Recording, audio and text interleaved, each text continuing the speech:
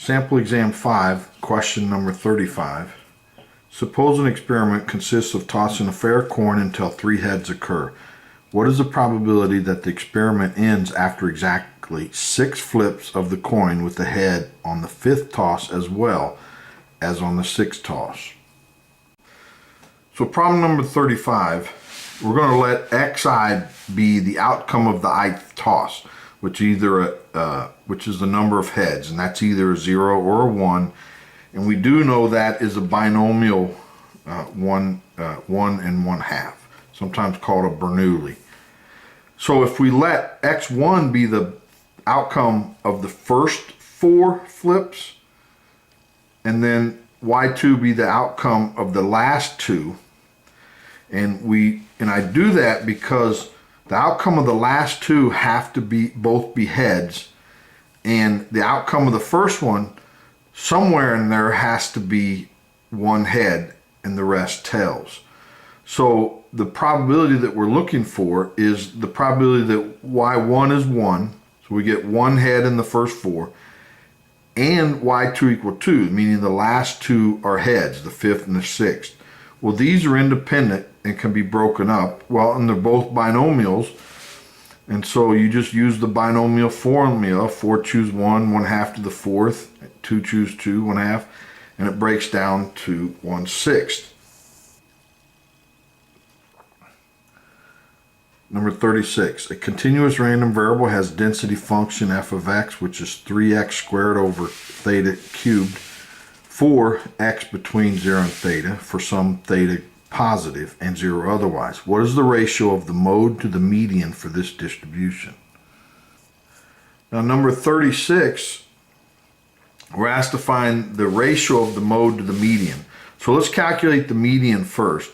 The median is some m such that, when the accumulation from the low value to m is equal to 1/2. And here's our density.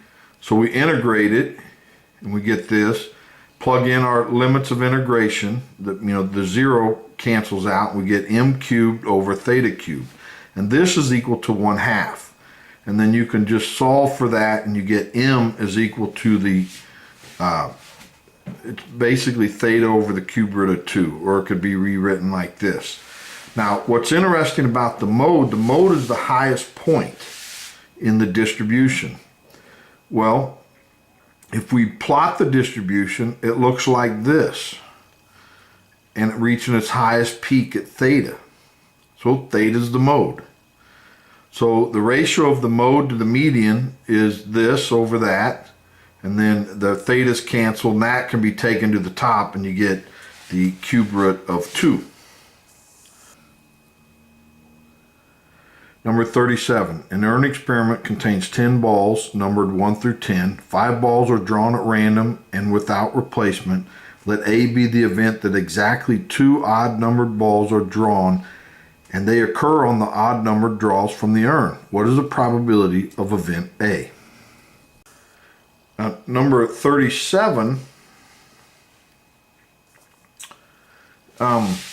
they define A for us, and that's that we have 2 odd balls drawn on exactly the odd number of draws. And so what we want to do is break this up into A13, and that's where odd balls are drawn on 1 and 3 only, and the rest are even. And then we can define A15, where the odd balls are 1 and 5, and A35, and that's where the odd balls are 3 and 5, the rest are even.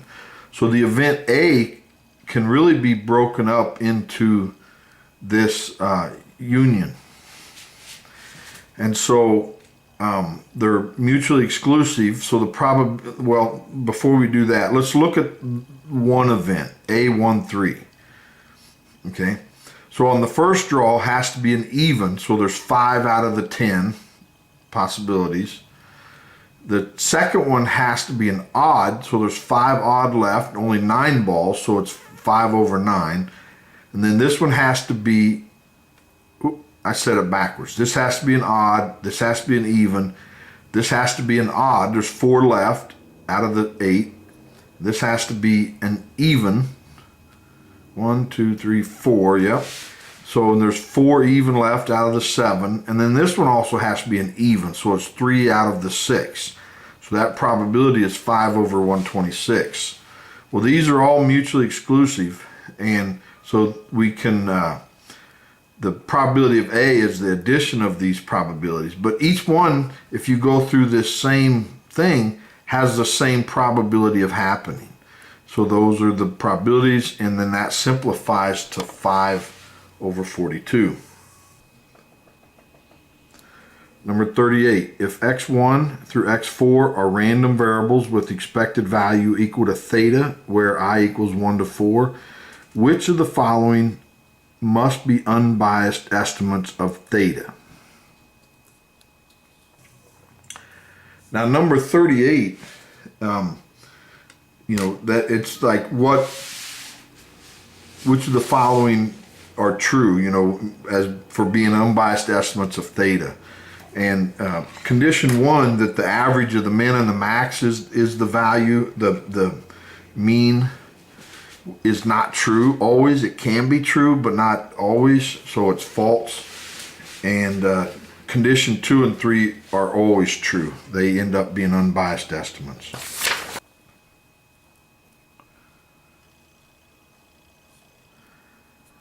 Number 39. Suppose that in 60 rolls of die, the outcome 1, 2, 3, 4, 5, 6 occur with frequencies N1, N2, 14, 18, 10, and 8 respectively. Using the standard chi-square test, the hypothesis that the die is a fair is rejected at the 1% significance level if and only if N is such that. So problem 39, we're rolling a die 60 times and we're observing the outcome, and we want to test to see if it's a fair die. And here are the outcomes: N1, N2, 14, 8, 10, 8. And this is what we expect. If it's a fair die and we roll it 60 times, the probability of each event is 1/6, so we would expect 10 rolls of each number. And so do these deviate far enough to say that it's not a fair die? Before we go, one note is that since we rolled it 60 times, the occurrences should all add up to 60, which is what this line is. And then if we solve for N2 in this equation, we get 20 minus N1. And that puts these frequencies in terms of one unknown variable. So the standard chi-squared is N1 minus 10 squared divided by the expected value of 10. Now N2 we just said was 20 minus N1 minus 10, which is expected divided by expected, and we do that for the remaining events. Notice that the occurrence on 5 is 10 minus 10, which is 0, and so that is not added in this sum. So then these two combine to this, because 20 minus 10 is 10, 10 minus N1, it can be reversed and we get this. Those add to 12 over 5. And those need to be greater than a chi-squared with 0.1 degrees of, tell probability, 5 degrees of freedom. So that actually should be 0.01, not 0.1. And that is 1509. And then that implies that N1 minus 10 squared should be greater than 63.45. Number 40. Let L denote the lifetime of a certain type of light bulb in hours, and suppose L divided by 500 is a chi-squared random variable with 2 degrees of freedom. Suppose 3 such bulbs are chosen and their lifetimes are independently distributed.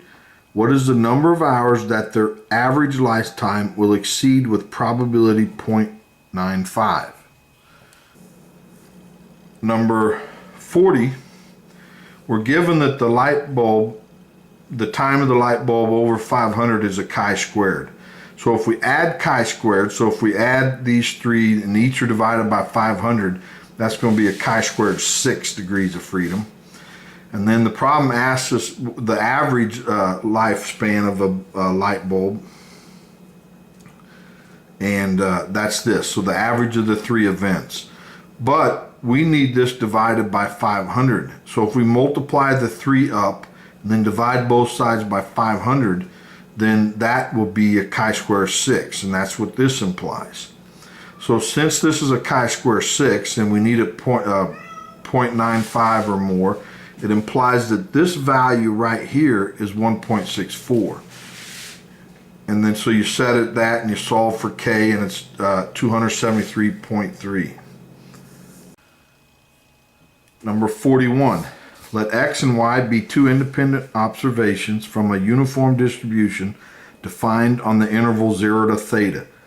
For what value of k, being positive, does the probability that both x and y are less than k equal to the probability that exactly one of the two is less than k?